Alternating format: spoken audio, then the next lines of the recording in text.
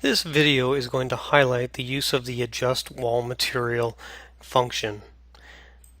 When Adjust Wall Material is selected, you can select to either butt or miter materials to one another.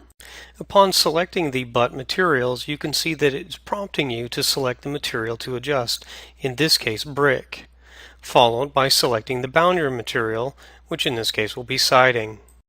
The two materials will now adjust in length to form the corner.